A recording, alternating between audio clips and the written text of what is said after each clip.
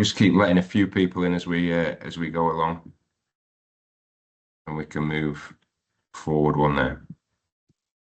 Good. Okay. So just a little bit of an insight into Kikko Health, formerly IPRS Mediquip, delivering world-renowned physiotherapy, rehabilitation equipment across many different areas of elite sport, of Ministry of Defence, in private practice and hospitals.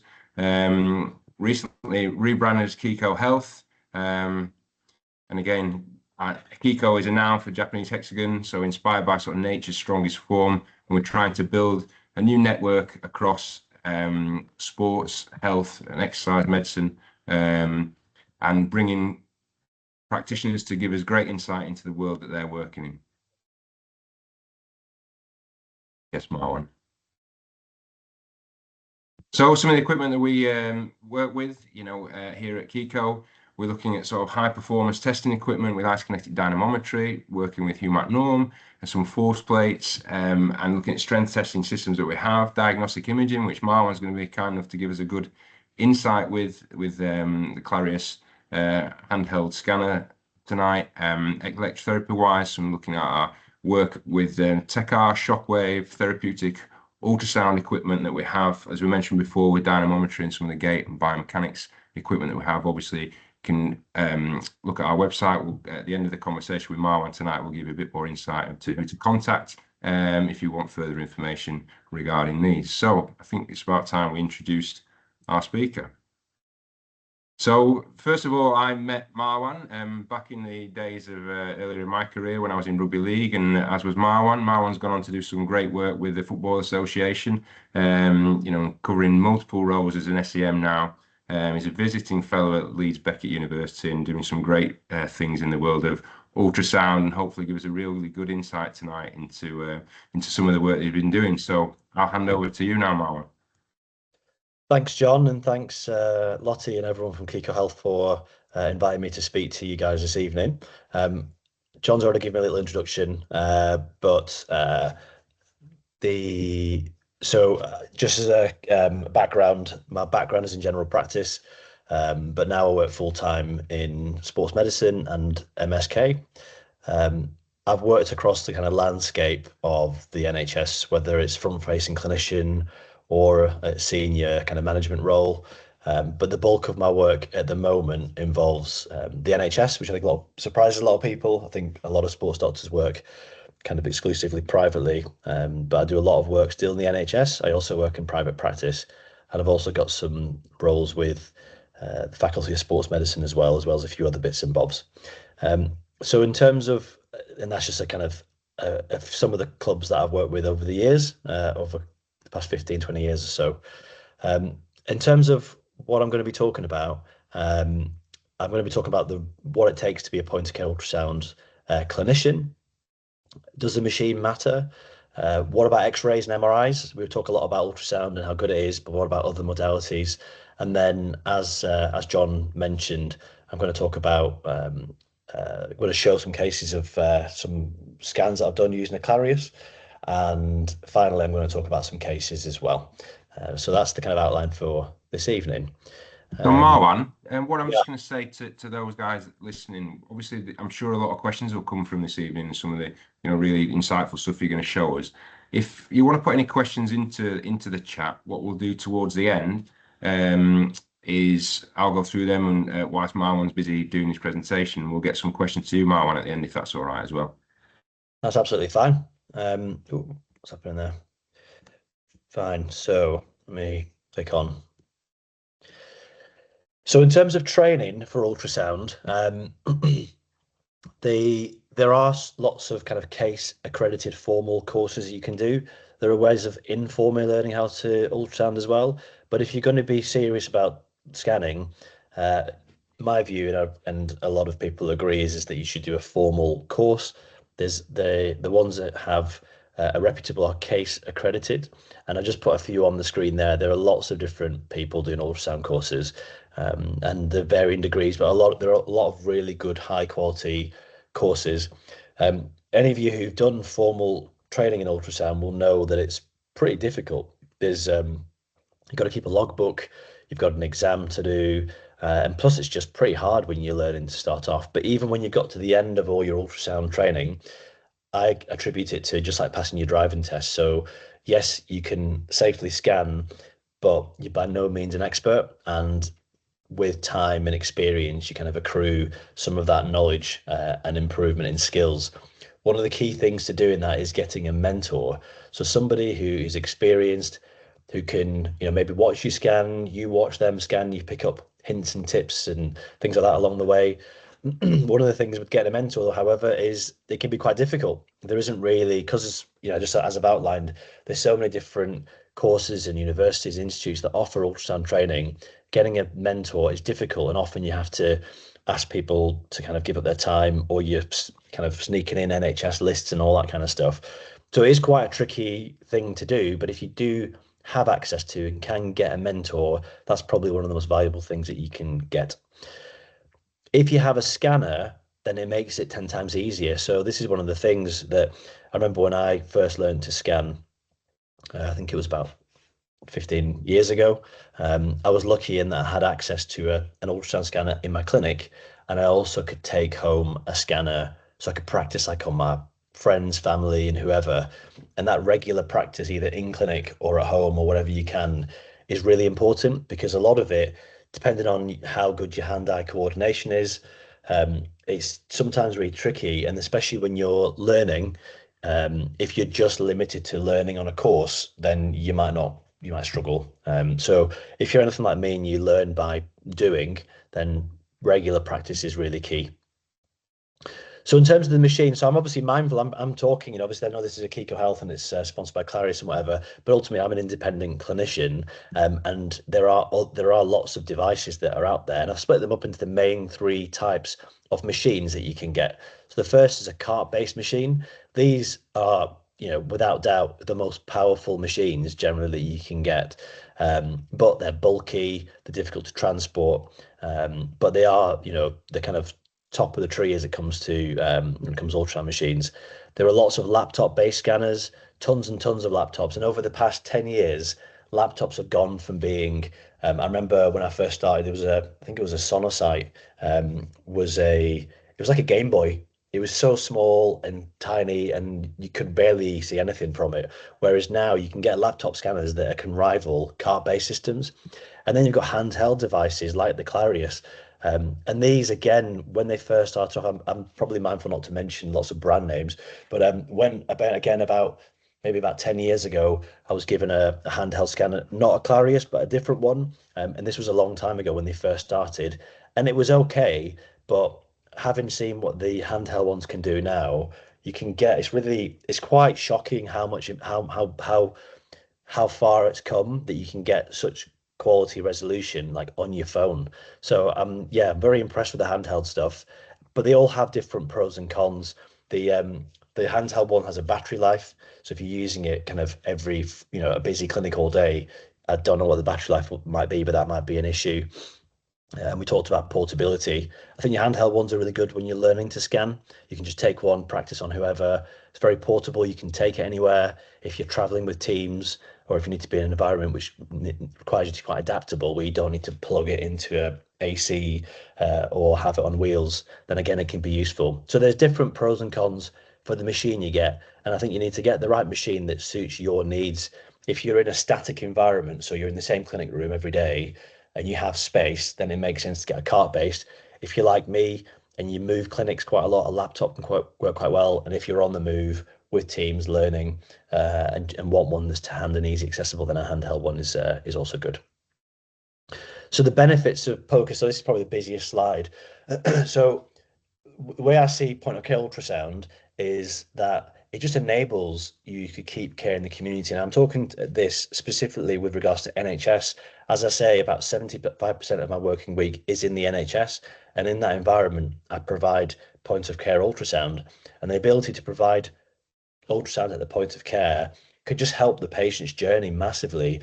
I've got cases that will come up about convoluted journeys and what can happen, but your typical patient who has a fall, has shoulder pain, turns up to clinic, you can assess them, you think there might be a tear, you can scan them there and then and confirm there's a tear, and then you can make a suitable management plan for them.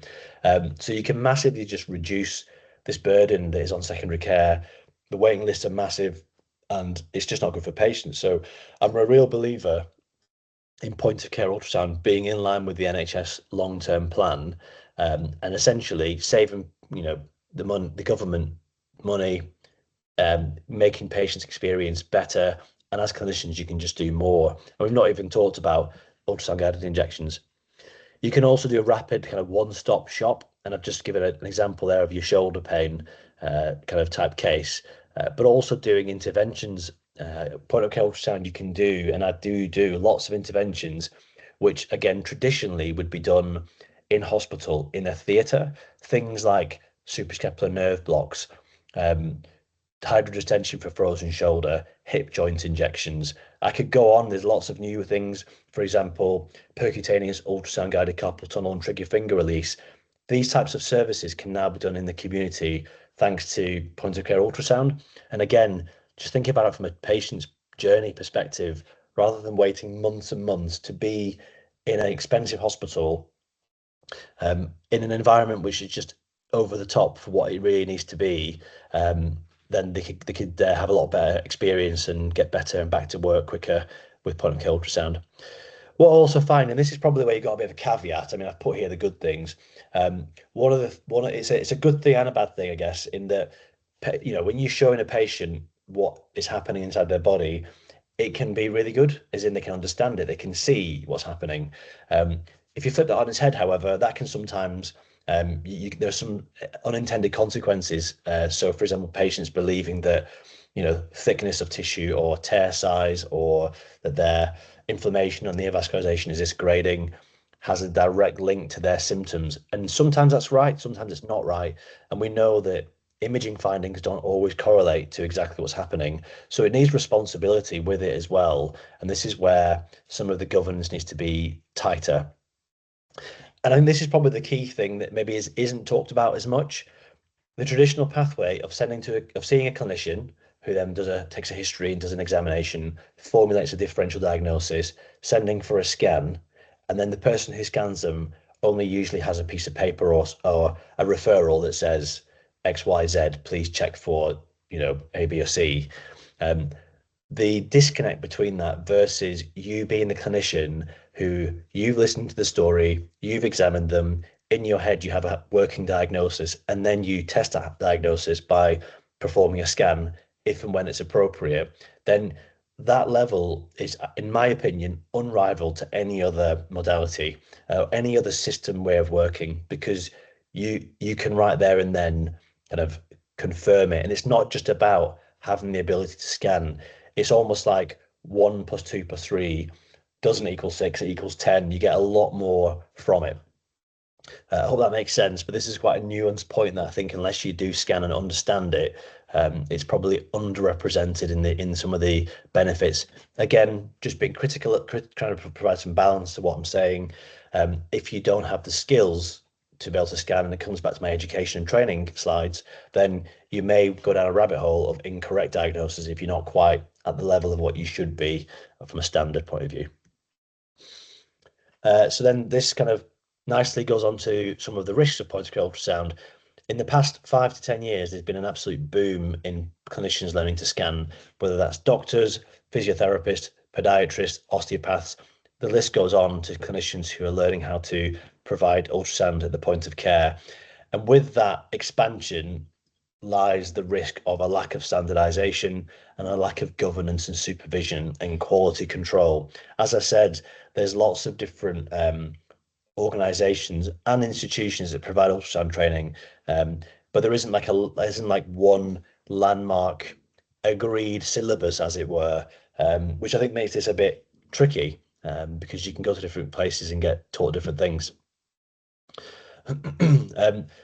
Those of you who have any experience in scanning might know a term called anisotropy. What that means is that you might have your probe on a piece of tissue or something, and the way that you tilt your probe can make tissue appear and disappear depending on the angle. We know that ultrasound has, a probe emits ultrasound beams, those ultrasound rays hit whatever tissue and bounce back to the ultrasound probe, which then comes back to the screen and gives you an image.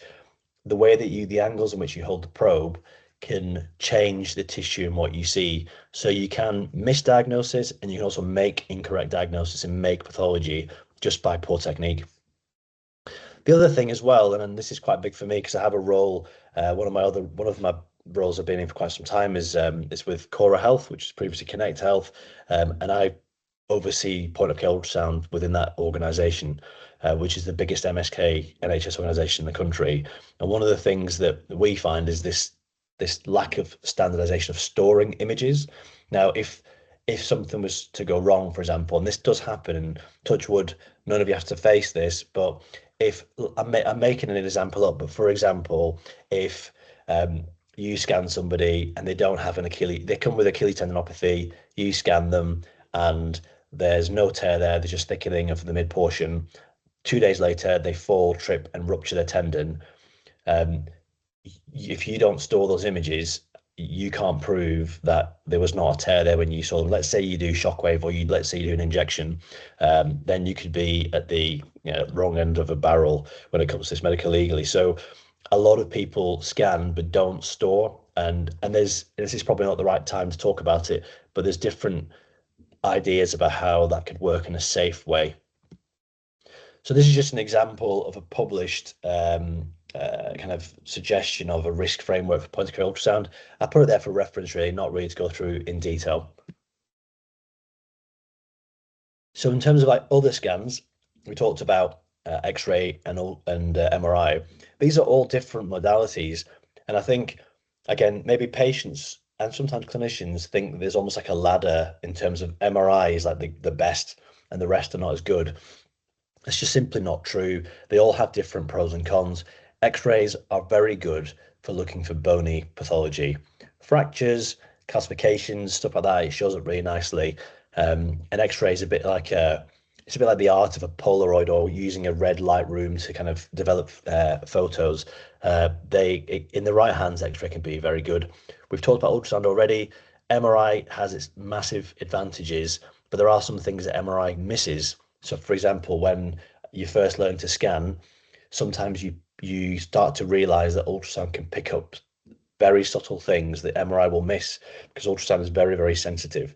So they all have different strengths and weaknesses. I've tried to break things up here to make it a little clear as a general rule of thumb, but I tend to think that X-rays are good for looking at arthritis. As I said before, they can pick up calcifications, spurs, enthesitis, and obviously for bony stuff, they can be good as well.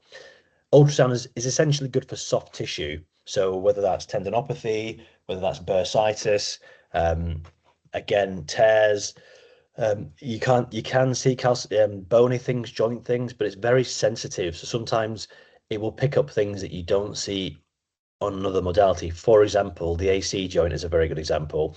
The patient has pain pointing to the AC joint. They have high arc pain, but you do an X-ray and the X-ray is normal. It's because the X-ray is massively zoomed out and you just don't get to see that level of detail.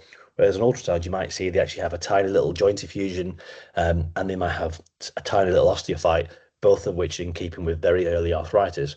So it can be very sensitive. And I tend to view, again, depending on what your clinical environment is, I tend to view MRI as generally being pre-surgical. If you're thinking of referring someone to orthopedics with a view to then potentially needing surgery, then that's where I feel MRI is useful. So, obviously in the spine, in those examples where you're thinking a person needs, a microscopectomy or something, or if they've got deep intra-articular pathology like a shoulder, labral injury, and again, they're an athlete, you're thinking that they might need to have surgery if conservative stuff hasn't worked. And also for deep soft tissues like the hamstrings or like the proximal hamstring tendons, or if there's a lot of adipose tissue in the way, so in patients who are overweight, ultrasound just can't penetrate deep enough, which makes it more difficult. And then those patients, MRI can be very useful. In terms of some pros and cons, X-ray is rapid, it's cheap, it's generally pretty standardized X-ray, so that you know what you're getting. Ultrasound is, yes, dynamic, it's sensitive, but it's massively operator dependent. So the quality of the ultrasound report is massively dependent on the person analyzing the images. The same can be said also for MRI scan, but it's slightly less in that there's less variables, because with ultrasound you've got the technical skill to be able to manipulate a probe versus the interpretation on the screen. In MRI, there'll be protocols, which again can be varied, and then you've got the radiologist who's then reporting the images. So there's slightly less variables in MRI, but that being said, it is expensive, and certainly in the NHS, it takes a long time for most places to get an MRI scan. So I've just given an example of comparing ultrasound and MR, and hamstrings is a good one. So this is an MRI scan of a hamstring, and for those of you who don't look at MRIs, I've neatly labeled it up for you. Well, I say neatly, I mean, I don't know if that's neat, but it's my squiggle anyway. I've tried. And then what I've done, I've put there the long head and the short head of the biceps femoris, and in red, that is the T junction. So that's kind of the distal lateral thigh, which obviously gets a lot of attention in the literature as being a vulnerable area. I've just taken away the annotations and left where the actual tear is in the T junction. And if I remove that, you can appreciate now what the tear looks like when we remove all the annotations. Now, if I compare this with an ultrasound, and this is the same patient, so I've labeled again here the long head and the short head of the biceps and the T junction, and then I've taken away the annotation and left just a tear. And then if I remove them both, that's how they look in comparison to one another. So you can see how they give you different views of the same tissue. This is a different weighting, so it just shows up the area slightly more in that its uptake is brighter, and that makes it easier to see where this tear is on this example. Okay, so this is where I've got some examples of ultrasound where I took these. These are all taken using a Clarius. What I would say is that when I've uploaded these onto a PowerPoint and it's compressed the quality, it doesn't look as good quality on here than it did in real life, and that's me being genuinely honest. So however the quality appears to you, it is better than that in real life. But this is an example of the shoulder, and I took this. I did this video last week, so it's very early. So hopefully this will work. This is a continuous video. I've labeled things and tried to pause it just to give you an idea of a whistle-stop tour of the shoulder. So you start off at the long head of biceps, and I freeze it there. You've got long head of biceps in the middle in cross section, and then you've got the deltoid on top. And when you're scanning, you tend to go distally and proximally again.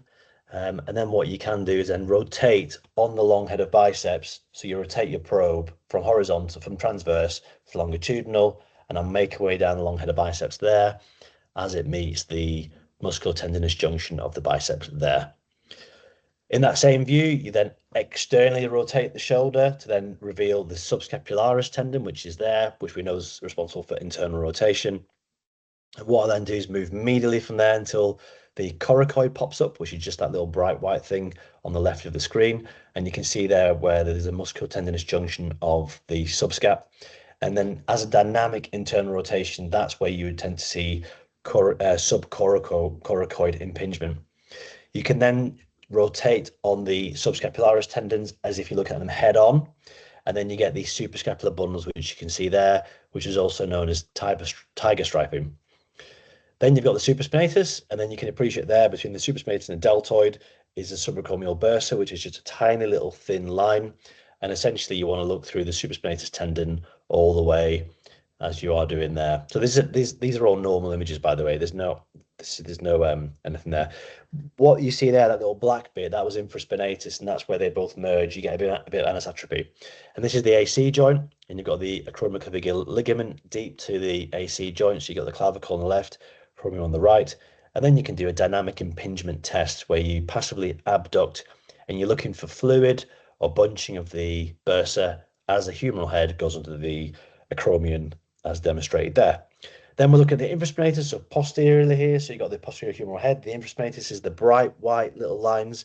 And then in this view here, I then passively externally rotate.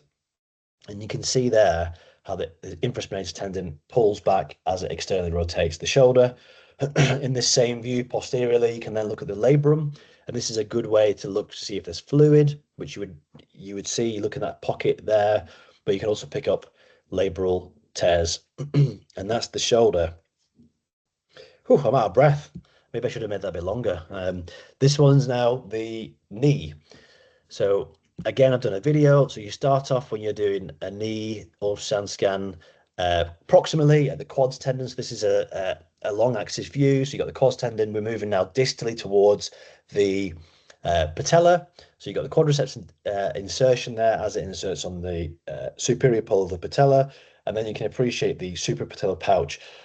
And that's the area where you get usually an effusion all in one take here. So look, going distally, then over the patella, then you have, in one view, you've got the patella and then the tibia in one view with the patella tendon in the middle and Hoffa fat pad underneath. And again, that's where you can see things like impingement. A dynamic test you can do here is knee flexion. So what's coming up there at the bottom, that's the femoral head. And the black stuff on top of it is the articular cartilage. And what you can then do is rotate short axis, and this is now a short axis view with the medial lateral epicondyles and trochlear groove. Again, you can see things like loss of joint space, things here. This is the medial knee. So we've got the medial meniscus, MCL, femur and tibia in view there. And you can track these down. And as you go distally, you then, what you find is the pes anserine, which obviously you've got a cluster of attachments on there where you can also get a bursitis, which isn't that common. And then you can do a dynamic testing of the MCL. So I do it a few times here. So because this patient hasn't got any pathology, there's a tiny bit of gapping, which is normal. The ligaments are supposed to give a little bit. And you can see just now where there's a little bit of movement as I'm doing a dynamic stress test to do this. You can also do this using hands-free ultrasound, which will really get you to wind it up. And then lateral knee is you've got the popliteal fossa there, where popliteal tendon kind of goes through, and then the lateral meniscus as well. And again, you can do these dynamic testing on those. Whew, and that's the ultrasound bits there. Right, moving on to cases. How are we doing for time? I think we're okay, half six. So I've got 5 cases, and these are all real cases with ultrasound, just to kind of really hammer home how it can make a difference. So these are real cases that I personally have seen. So this was and have consent to share. So this is a 52-year-old man who 9 weeks ago, he slipped, fell into the ice onto his elbow, felt his pain in his shoulder. He went to A&E and saw an experienced advanced practitioner who organised an X-ray, which was normal, and he was referred for physio.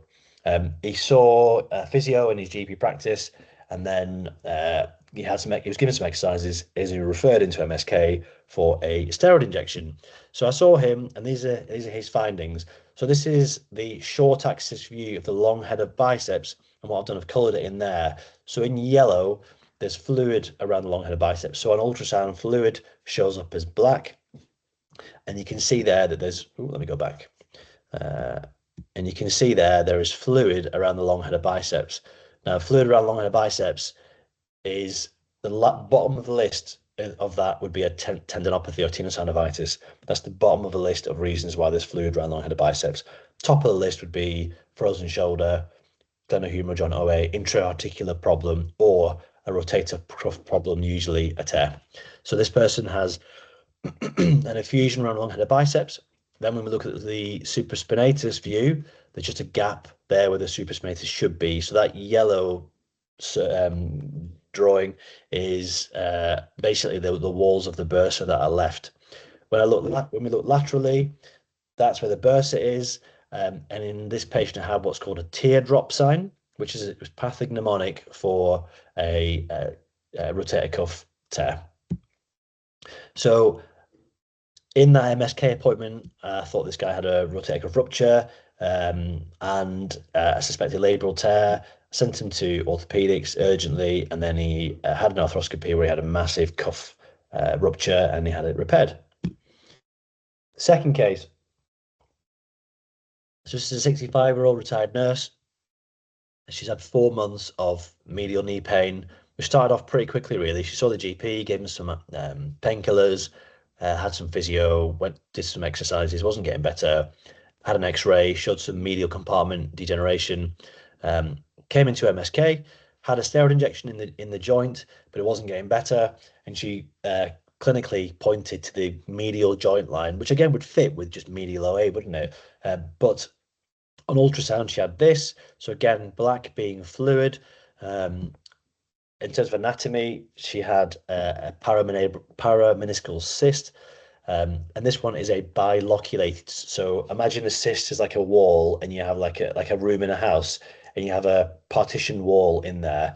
But the walls are generally made of plasterboard because they're pretty flimsy. So that's what that a cyst can kind of biloculate, can triloculate, can go into three. So this was a biloculated parameniscal cyst. So I aspirated the cyst, which it should show. Yep, and that's the contents of what it looks like. It's not all that clear fluid. I use local anesthetic as a way to dilute a cyst before I aspirate it. So some of what's in that syringes is local anesthetic, which is the clear liquid, but the yellowy, reddy stuff is what the cyst is, and you can see there quite clearly. This is a really interesting case. I remember. I mean, I've come off of Twitter now, but I was on Twitter, and this exploded this case because it was a pretty good one. So this was an 86-year-old bloke, and 6 months ago he was getting out of the car, felt some sharp pain in his groin, and he went to his GP practice. And because he had a background of PMR on steroids, the practitioner who saw him thought an X-ray would be useful, which I think is appropriate to make sure he hasn't fractured something. And he hadn't done, but the X-ray reported bilateral early OA in his hip joint, so he was referred to MSK. He saw physio, had some exercises, wasn't better. There's even discussion about the referral for total hip replacement. He then went to an APP, had an MRI scan that showed OA and an adductor tendinopathy. Went back to physio for adductor rehab. I mean, you can imagine the time this patient has taken to go through all this, and the expense. Had his adductor rehab, wasn't getting better, so then he sent to me to then do some sort of fancy injection for his adductor problem. And I scanned him, and this is the groin, this is the inguinal region. I got him to do a Valsalva maneuver, i.e., like when you pop your ears when you're on a plane, and then this popped out, which is basically some bowel. So this guy has a hernia, and I referred him to a surgeon to repair it, and then he kind of lived the rest of his life with no problems. Well, I'm assuming so anyway. The fourth case this was a professional rugby player who had 6 months of medial knee pain, which just wasn't getting better. MRI scan was reported initially as normal. When I scanned him, that's the anatomy. So you've got tib post, FDL and FHL, and then there's a neurovascular bundle, which is the black thing at the top. And then I've highlighted there, he had like a calcification. Let me just go back. So he had a calcification right next to these tendons and the tibial nerve, which looks quite far away. I don't know if you can see my cursor moving around. If you can't, but it looks like it's quite far away. It's just above the FHL, the tibial nerve. But I can see that, Marwan. Yep. You can see me moving around. Yeah, that's all there, mate. Yeah. So that's the tibial nerve here. So that looks like quite a big distance, but we're talking millimeters is this, and the patient was complaining of pain, like nerve symptoms as well. So organised an MR, which basically there's quite a few arrows pointing to it, but essentially had a little calcification just there, and then sent to a surgeon who then removed it, and then he just cracked on. The last case was a 35-year-old lady with a lump on the dorsal aspect of the wrist.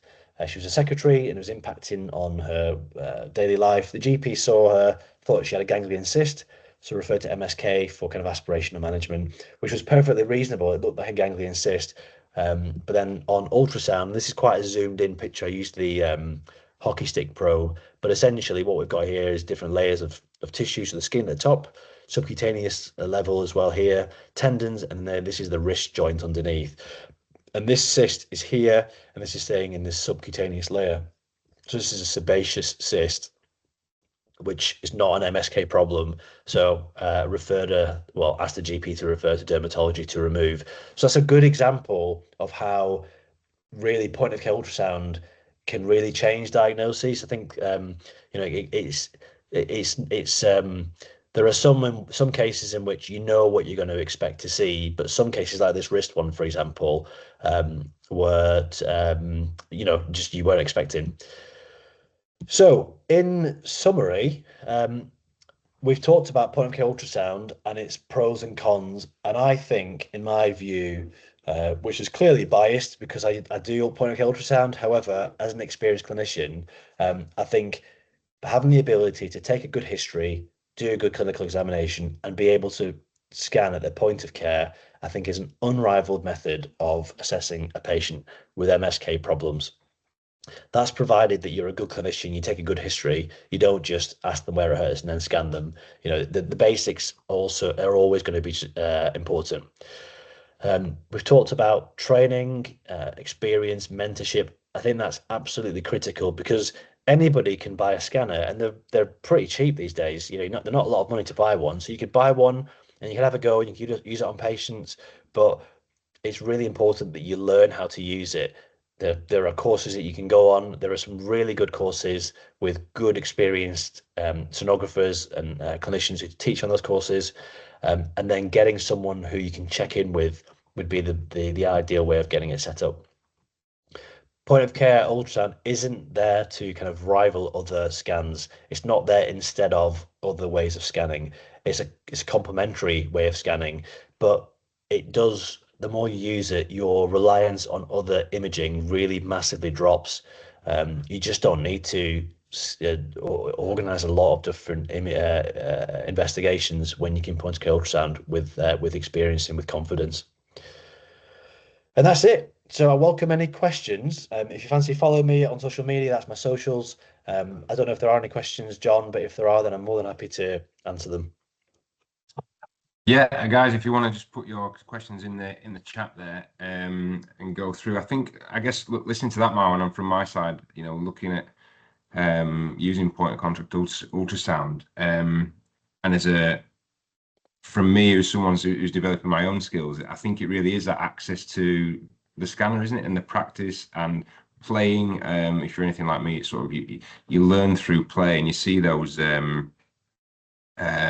structures more clearly. We think I'm a physiotherapist by trade, and you think you know your anatomy quite well until you start looking at it through the life of a scanner. So yeah, that was the interesting bit for me, really, of just like you learn as you go. We don't expect to be an expert at the start, and that's okay. Yeah, and I think that's part of it, isn't it? It's like anything in healthcare. As long as you know your limitations, then you're safe. That's important. I think the anatomy point is really is really important in the before scanning. I thought my anatomy was okay, but then you need to know your anatomy inside out when you're scanning. I remember probably the one that just springs to mind is the foot and ankle. Before I could scan, I thought my foot and ankle anatomy was all right, but then obviously you have to learn every ligament, every tendon, every nerve, every blood vessel, every joint, and there's a lot in the foot and ankle. So yeah, it definitely accelerates your anatomy knowledge, and it doesn't just accelerate it. You get a different understanding. You get like a 3D understanding. It's not like you just understand the textbook better. You get a real understanding of how the anatomy really functions, and I think that just makes you a better clinician, in my opinion.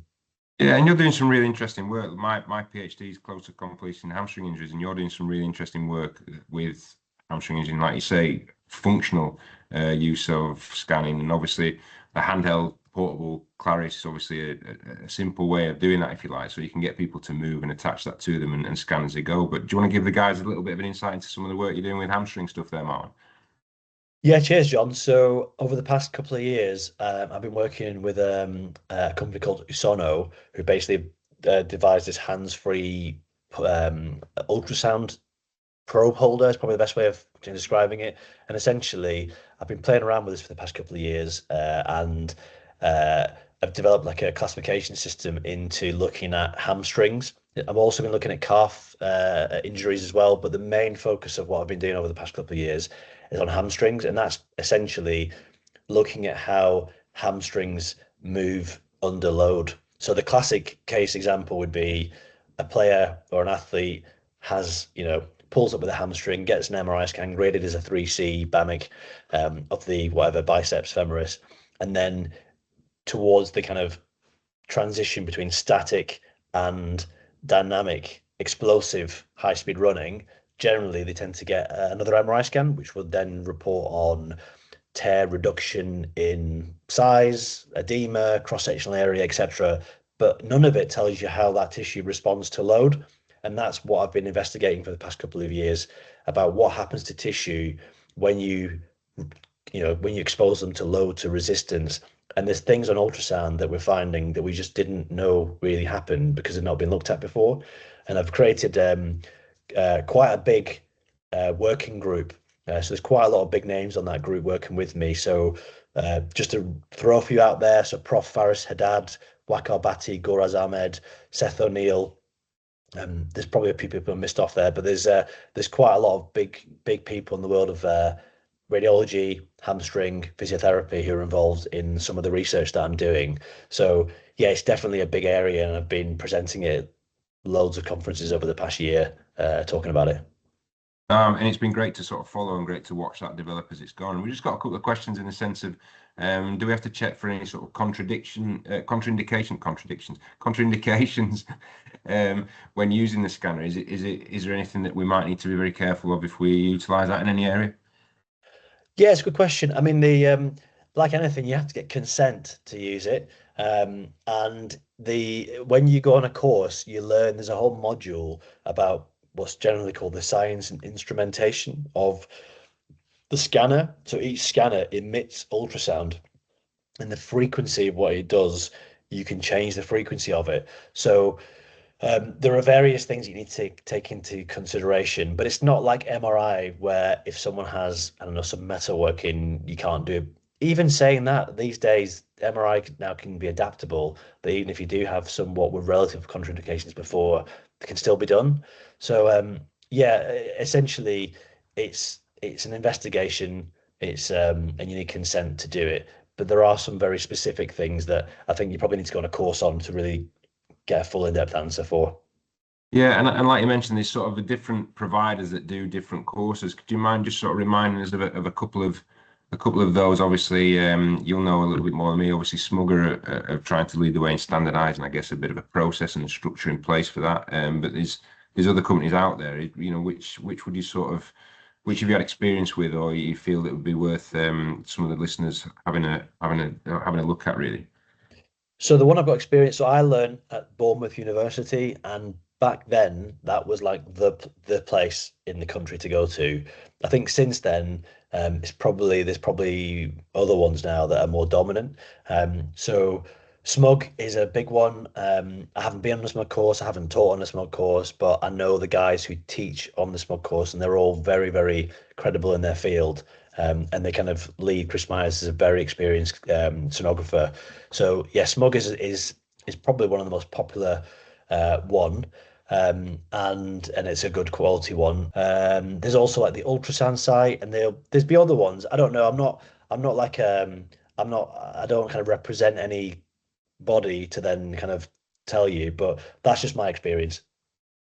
No, and obviously, like you mentioned there, Marwin, obviously, like university wise, is obviously formalised postgrad certificates in ultrasound scanning, and again, that's available to different professions. It doesn't necessarily have to be just doctors, or physios can get access to that too. So yeah, I mean, I think there's lots of different options for that, and lots of different areas to learn. And I think more and more people are sort of popping up as, like you said, there's a broad number of professions that are developing their own skills in that area. So they're coming forward and delivering courses specific to probably to their niche aspects of how they're using the machines. Yeah, definitely. And I think just on that in terms of like the formal courses. So I know that, for example, I mentioned like my role at Cora Health. So for example, in that, which is an NHS provider, our policy is that anybody who does point of care ultrasound has to have a formal qualification, so a case accredited qualification in it. So depending on your work environment, if you're working in the NHS, generally you need to have some sort of qualification, but you'd have to check with where you work. Obviously, in private practice, that it's difficult to standardize it. But as I say, if you're not sure, Um, it might be something to do to go on like a taster course somewhere, get a flavor for it, see if it is something you want to do. And then if you do want to do it, then I would go to a proper course and then see if you can buddy up with someone who's experienced in scanning, whether that's a radiologist or an SCM doctor or a physio who scans. Anyone who's got experience really would, if you can get a mentor, then you're really lucky. Yeah, and I think one of the beauties of obviously like you've obviously used a broad different number of scanners, and here at Kikko Health we obviously distribute the Clarius handheld scanners, which obviously is a price point and starting point for a lot of people developing their skills. Obviously, that's a great, with under £5,000, you've got an ultrasound scanner which is accessible through your phone, through your iPad, with great quality images that obviously readily accessible. Or if you are on the road with a team, as you've been, as I've been myself, and you want that ease of taking something with you, the portability nature of the offering is fantastic bit. So I think that's um, probably overseeing most of the questions. There's a couple of little bits about, differentiating between what's normal and what pathological findings look like. But obviously, as you mentioned, with your example there with elongated biceps, we've got that fluid around, which can come up as obviously black on the ultrasound scanner, which is a key indication for us in that sense as a pathological finding. But I think knowing your anatomy and knowing what should be there and shouldn't be there are probably, key things too, Marlon, would you say? Yeah, and I think learning to, I think there's different, almost like if you break it down into kind of bite-sized chunks. There's how to hold a scanner. I mean, if you're starting from day one, just how to hold a probe and then get an image is like tick number one. Then there's been able to manipulate the buttons or the things on the screen so you can change the depth so you can get a good image. Then there's just looking at normal anatomy. So it's very difficult for you to appreciate what looks pathological unless you know what normal looks like. It's not like an X-ray or a broken leg where you can just quite clearly see. You need to do lots and lots of normal scanning. And there comes a point, I remember when I first started to scan, that sometimes I would scan them, but then I'd still send them for a formal ultrasound scan, at the hospital.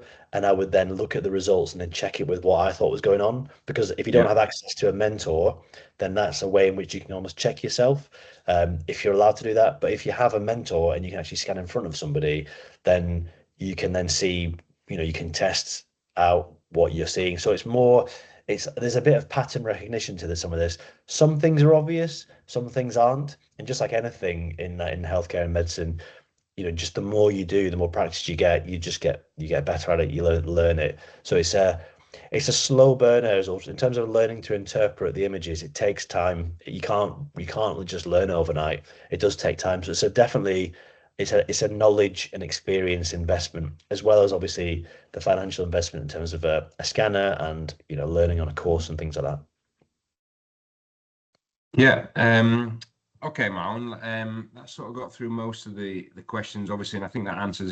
Some people are asking, well, what will you find in ultrasound that you think, oh, I need to, that needs a prompt, urgent referral, and what could be managed conservatively. I think that comes down to probably the next level of experience and confidence in what you're doing, and the more you scan, the more you'll maybe see some of those things. Would that be right? Yeah, I've just read that question. I mean, that is a very, very broad question in terms of when you refer to someone. But I mean, basically, if something looks cancerous, then clearly they need to be seen urgently. I mean, scanning, as I said, I've been scanning for about 15 years, and there's a handful of cases where I've scanned, but it does happen. Like I gave that example of the wrist one where I thought it was a ganglion and it turned out to be a sebaceous cyst. There are certain signs that on ultrasound point to this being possibly malignant. But it's probably beyond the scope of like this webinar to go through those things in detail. But there are definite things that give you an indication. Vascularity is one of them, but that needs a whole separate Yeah. topic.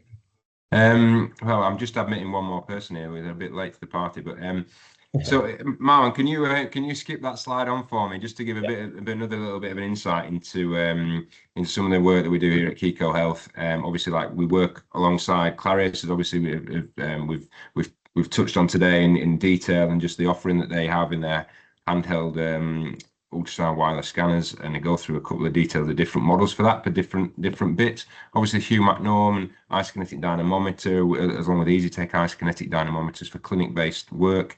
Looking at some of the H-rig work with focuses, and you mentioned your work on hamstrings, and Marwan and I have done some work alongside a conference in Leeds there with the H-rig, which was combining all isometric testing along with ultrasound scanning at the same time, which was an interesting thing. Our offering with Sixtus Italia do our electrotherapy devices, so any ultrasound, any shockwave, any like TechR therapy, like we mentioned before. EasyTech as another isokinetic dynamometer, and Biodex as an alternative isokinetic dynamometer. We also do some work with some of the refurbished equipment through previous distribution rights with those. If you click on one, Marlon, we'll have a little look at obviously the different types of scanner that are offering from Clarius. So again, lots of different models here with lots of different specific uses, if you like. A lot of the work in MSK and more superficial aspects, we're looking at the L15, which, high frequency linear probe, if you like, there, which again, for in the environments that I work in, elite sport, and Marwan, they're obviously probably our go-to, if you like. L7 penetrates a bit deeper, obviously, but then our focus on different aspects of what we're looking at there might alter slightly. But I think the important thing is with the scanners that, quite often, again, if you're working in a specific area, you might not need like one of the large cart-based models that Marwan said, or the laptop-based that might be more expensive and look at many different things in one. Obviously, quite specific in the functions of the Clarius, so we can look at different aspects and hence the different price point that we have for those. Marwan, do you mind skipping again? Sorry for me. Yeah, so obviously we've been involved in listening more to Marwan and his knowledge than me tonight. Has been part of this with us this evening. There's a 10% off all Clarius scanners going forward. And if you want to get into contact with one of the staff, George, who's on the next slide, if we click there, is our point of contact if you want to get in touch regarding all things sort of Clarius scanner, any questions, any demonstrations, anything that you need. I'll give you a moment there. So that's George's mobile number there and George's email. And yeah, we can get in touch with him. And yeah, hopefully, that's given us a good insight. And I really thank Marwan for his time this evening to go through in detail some of his cases and give us an insight into how we can use, obviously, Marwan's had the Clarius scanner there and gone through different bits through the last few weeks to give us some insight and give us some up-to-date images there, and we really appreciate it. So, look, it's been a while since we've seen each other actually face to face, but yeah, Marwan and I have got a long history, so it's been great to have you today. Hopefully he's not answered yet, but we've tried to sign him up to do a podcast coming up to give us a bit more of an insight into his experience. So again, stay tuned to Kikko Health for that, and hopefully we can get a bit more information out there. And yeah, thank you all for attending this evening. Marwan, thanks once again. Thanks for inviting me. Thanks for your time. No, and thank you all for being part of it. So yeah, thank you very much. And for this evening, that brings us to a conclusion. So yeah, thanks everyone for joining us. Marwan, brilliant mate, thanks, legend. And we'll catch up with you all soon. Thanks for your time.